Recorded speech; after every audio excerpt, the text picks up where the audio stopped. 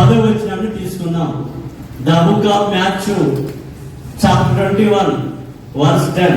మత్తయి సువార్త 21వ అధ్యాయం 10వ వచనాన్ని చదువుతున్నాను. నాతో పాటు అందరూ కూడా ఈ మాట పలకండి. ఆయన యెరూషలేములోనికి వచ్చినప్పుడు పట్టణమంతయు ఈయన ఎవరు అని కలవరపడెను. చాలు. ప్రియ దేవుని వారులారా, ప్రభు సన్నిధిలో కూర్చున్న వారులారా, ప్రభువును ఆరాధించడానికి వచ్చిన వారులారా, గమనించండి. మత్తయి సువార్త 21వ అధ్యాయము 10వ వచనములో దేవుడు ఈ రీతిగా రాయించిన వాడై ఉన్నాడు. ప్రభు ఇక్కడ తెలియపరుస్తున్న మాట ఏమై ఉన్నదయ్యా అంటే, ఆయన యెరూషలేములోనికి వచ్చినప్పుడు ఆ పట్టణంలో ప్రజలందరూ కూడా ఈయన ఎవరో అని ఏం పడ్డారయ్యా అంటే కలవరపడ్డారు. చెప్పండి, ఏం పడ్డారు? ఈ రోజు మనం అందరూ కూడా దేవుని సముఖంలో సకల పరిశుద్ధులు, ప్రపంచ క్రైస్తవులు ఓ పండగను ఆరంభిస్తున్న వారై ఉన్నారు, ఓ పండగను చేస్తున్న వారై ఉన్నారు. ఏమిటి ఆ పండగ అంటే చెప్పండి, ఏమిటంటే ఆ పండగ మట్టల ఆదివారపు పండగ. ఏంటి పండగ? ఎందుకు జరిగింది ఈ పండగ అంటే, యెరూషలేము అనే ప్రాంతానికి ఓ మహానుభావుడు, ఓ దేవుడు, ఓ సృష్టికర్త, నీ కొరకు రక్తము కాచినటువంటి దేవుడు యెరూషలేము పట్టణానికి వచ్చాడు. ఆ పట్టణానికి వచ్చినప్పుడు ఆ ప్రజలందరూ కూడా ఏమని వారు హృదయంలో అనుకున్నారయ్యా అంటే, ఈయన ఎవరు? చెప్పండి, ఏమనుకున్నారంటే వాళ్ళు, ఈయన ఎవరు? నాతో చెప్పండి, అందరూ ఎవరితో చెప్పాలి. ఈయన ఎవరు? ఎవరైనా ఎవరైనా ఎవరికి తెలియదు. యెరూషలేముకు ప్రభు వచ్చాడు, గాడి మీద వచ్చాడు. గాడి కింద రహదారి మీద వస్త్రాలు పరచబడ్డాయి. ప్రజలందరూ కూడా ఖర్జూర మట్లు చేతపట్టుకున్నారు. ఓసన్నా చేయము, ఓసన్నా చేయము అని జయజయని పలికారు. ఆ జైలు పలుకుతున్నప్పుడు, ఆ గాడి మీద ఉన్న ప్రభుని చూస్తున్నప్పుడు అక్కడున్న ప్రజలందరూ కూడా, ముఖ్యంగా యెరూషలేము పట్టణ ప్రాంతపు అన్యజనులందరూ కూడా ఏమనుకున్నారా అంటే, ఈయన ఎవరు అంటే ఇక్కడ మనకి ఏం కనపడుతుంది? ప్రశ్న. ఈయన ఎవరు?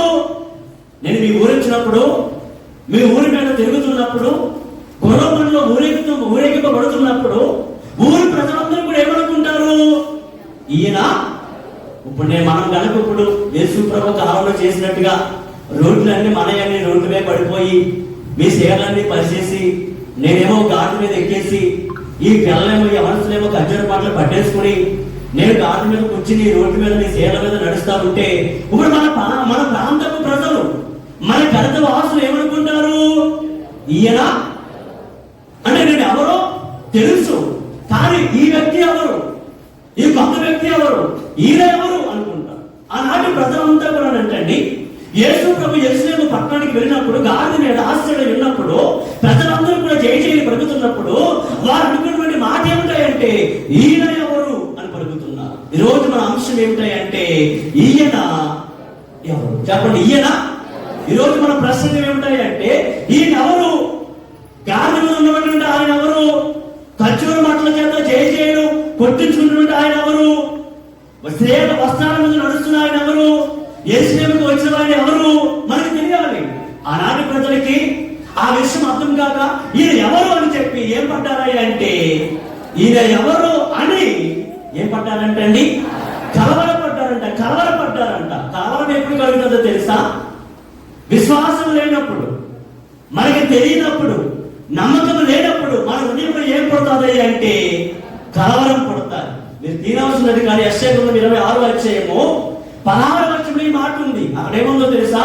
యెహోవా ఇలాగూ సెలవిచ్చుచున్నాడు, విశ్వసించిన వాడు ఏం పడ్డాయి అంటే, అది ఏం పడ్డ విశ్వసించిన వాడు అంటే వీళ్ళ కలవరపడ్డారా అంటే వీళ్ళలో ఏం లేదు. అది అంటే విశ్వసించిన వాడు ఏమవుడు? కలవరపడ్డు. వీళ్ళలో ఏం లేదయ్యా అంటే విశ్వాసం లేదు. కాబట్టి వీళ్ళలో ఏం స్టార్ట్ అయిపోయింది అంటే కలవరం. ఇది ఎవరు?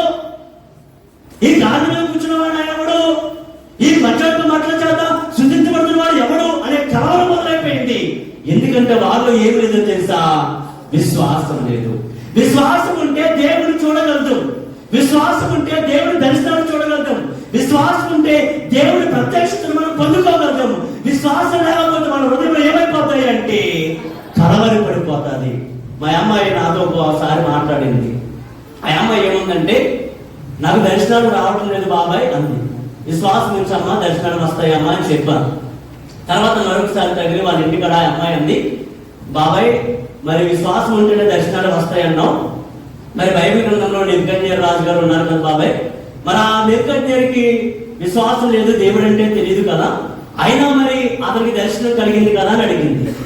నేను అమ్మటే ఇంటికి వెళ్ళిపోయి ప్రార్థన చేశాను. అవును ప్రభా, ఆ అమ్మాయి చెప్పింది కరెక్టే. బైబిల్ గ్రంథంలో విశ్వాసం లేనటువంటి వాటి నెబుకద్నెజరు గారికి దైవ ప్రత్యక్షత కళా దర్శనం కలిగింది.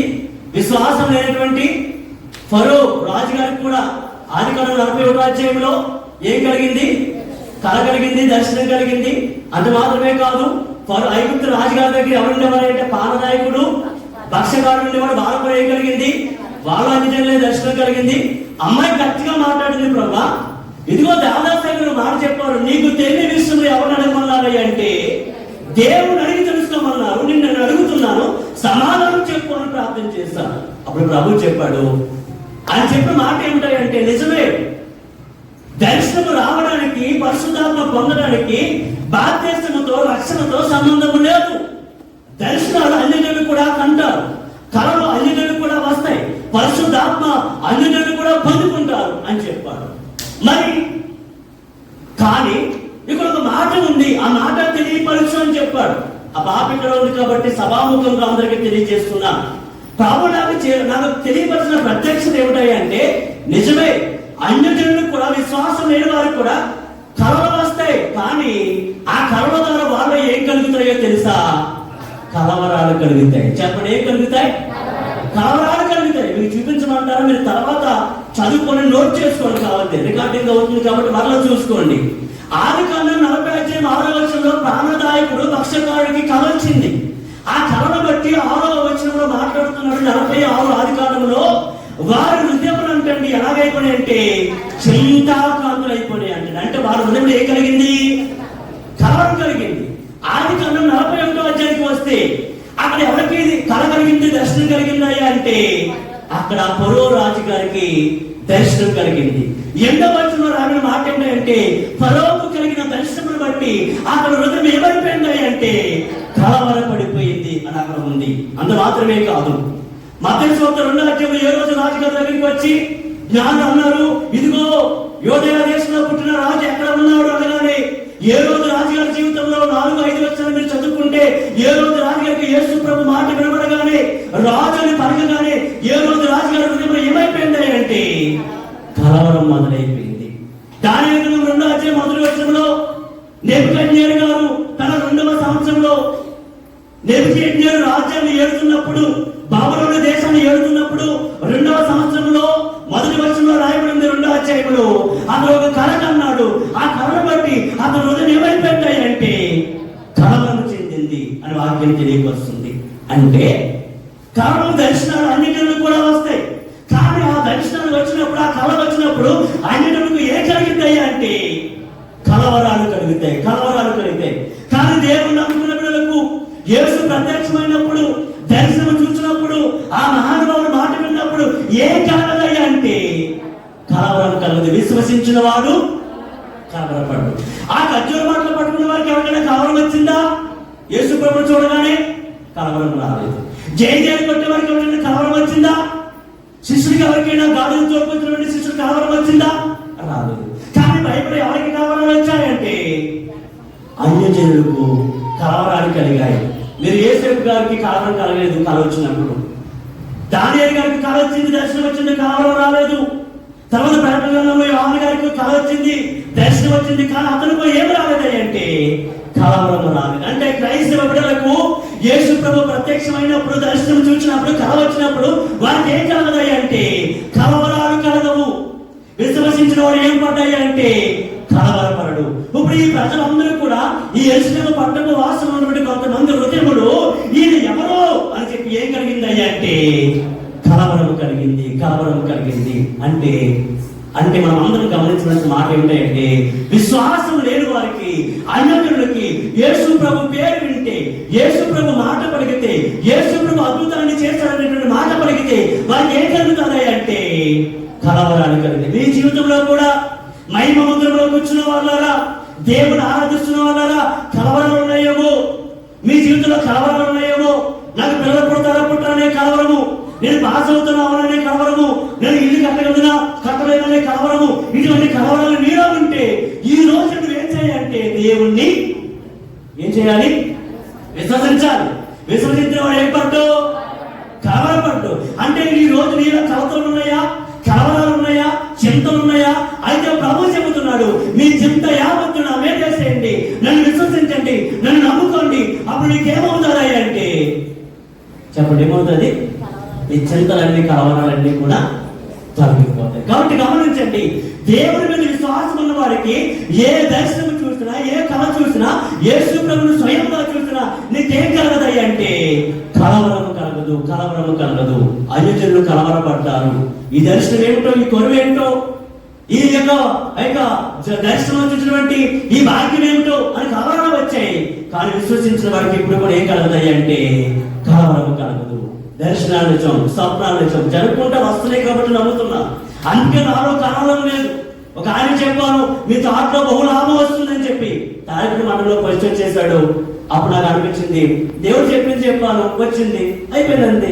తర్వాత ఒక ఆవిడ హాస్పిటల్లో ఉన్నట్టు చెప్పాను, నిజంగా ఫోన్ చేస్తే ఆవిడ అంతే నిజంగా హాస్పిటల్లో ఉన్నానని చెప్పింది. దర్శనం వచ్చింది, కలవరపడలేదు ఉదయం చెప్పేస్తాడు. అలాగే ఎక్కడెక్కడైతే ఏదైతే చెప్పాడు అన్ని కూడా జరుగుతుంటే వచ్చేస్తున్నాయి. ఇప్పుడు నాలో ఏం లేదో తెలియదా, కలవరం లేదు. నమ్మకం పుట్టిన నాలో ఇప్పుడు ఏదైతే దేవుడు కనపరుస్తున్నాడో ప్రత్యక్షత అవన్నీ జరుగుకుంటా వచ్చేస్తున్నాయి. ఆ దర్శనాలన్నీ నెరవేరుతున్నప్పుడు నాలో ఏం పోయిందంటే కలవరాలు కొని. దేవుడు మందిరంకి స్వార్థ సభలకి స్థలం కొనమని చెప్పాడు. శాంతం గారు ఇప్పుడు అక్కడ చెప్పారంట, నాకు దేవుడు అక్కడ చూపించాడు ఆ స్థలాన్ని చెప్పి. నేను నమ్మాను కానీ ఆవిడ మాట పట్టుకోలేదు. ప్రభా, ఆవిడకి చూపించడం ఏంటి? అబ్రాహాముని ఏం చెప్పావు? అబ్రాహామా నేను చూపించే ప్రాంతానికి నువ్వు లేచి వెళ్ళని ఎవరు చెప్పావు?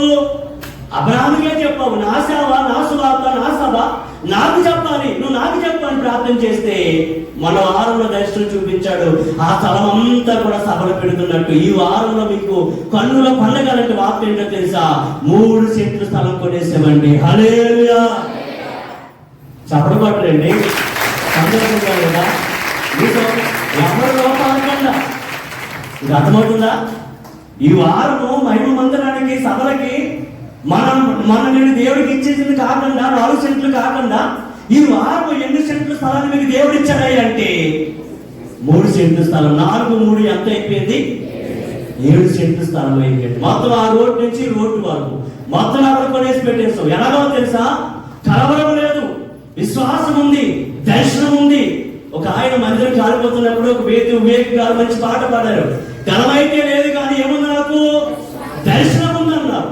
ఇదిగో ధనమైతే లేదు కానీ దర్శనం ఉంది, విశ్వాసం ఉంది, ఏపోతుంది అని చెప్పి ఆయన పాట పాడారు. నాకు ధనం లేదు, ఎవరిని రూపాయి అడగలేదు. మొన్న 4 లక్షల రూపాయలు అడ్వాన్స్ ఇచ్చేసారు బావగారికి. రేపొద్దున ఇంకా 2,60,000 రూపాయలు ఇవ్వాలి. ఆ 2,60,000 రూపాయలు కూడా రేపు ఇవ్వబోతున్నానండి. హల్లెలూయా. అంటే విశ్వసించిన వారికి ఏమున్నదయ్యా అంటే కలవరం ఉండదు. ఇవన్నీ ఎలా